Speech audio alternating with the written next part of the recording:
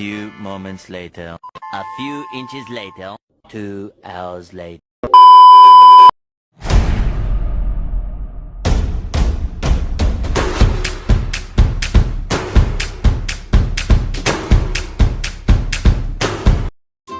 Assalamualaikum warahmatullahi wabarakatuh. Halo teman-teman semuanya. Jadi perkenalkan, nama saya Sita Milaila. Saya dari jurusan Bimbingan Konseling Islam semester 6.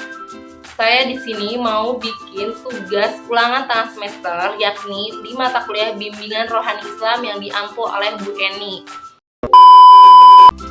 Assalamualaikum warahmatullahi wabarakatuh. Waalaikumsalam warahmatullahi wabarakatuh. Ini benar dengan Mbak Hairani? Ya, Oke, baik. Karena Mbak Hairani, sebelumnya saya izin memperkenalkan diri.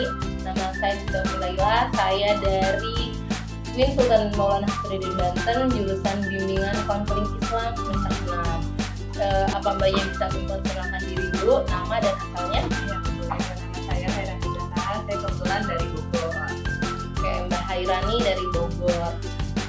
Alasannya apa sih Mbak sampai menghubungi saya?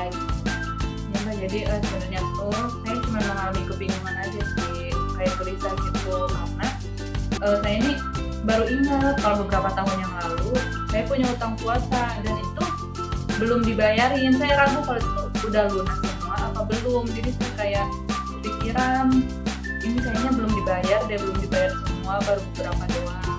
Maka dari itu saya datang ke Mbak, mungkin Mbak bisa lebih tahu lagi. Karena saya udah pernah cari di Google ya, cuman saya tuh kayak ragu gitu loh, ini beneran apa enggak. Jadi saya mungkin Mbak datang ke Mbak aja yang lebih tahu.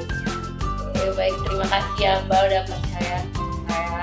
Jadi kalau menurut Islam itu di saat kita tuh bayar utang yang seharusnya dibayarkan pada tahun tersebut, akan tetapi dibayarkan lewat dari waktunya atau masanya. Kayak contoh Mbak punya utang puasa di tahun 2021, sedangkan hingga tahun 2023 atau di 2022 Mbak ikut puasa lagi, tapi Mbak belum dibayar nih utang puasa di tahun 2021. Dan itu Mbak kan gimana pun juga puasa itu wajib, dan jika sudah lewat masanya diharuskan untuk membayar puasa itu juga dan membayar fidyah.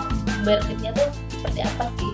Jadi memberi makan kepada fakir miskin atau budak. Kalau zaman sekarang kan budak tuh udah jarang ya Mbak ya, udah nggak ada gitu kan. Kita tuh hampir semuanya merdeka gitu kan.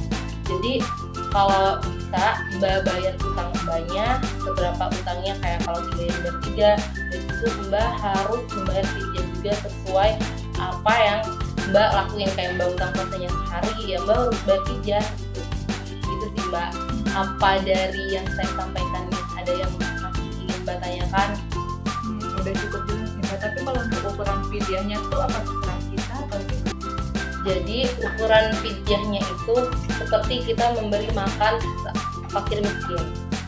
Jadi ya terserah Mbak mau ngasih berasnya boleh, kalau berasnya ya 1 liter, tapi Mbak juga bisa ngasih makan jadi, bukan dibagi-bagiin ke fakir miskin.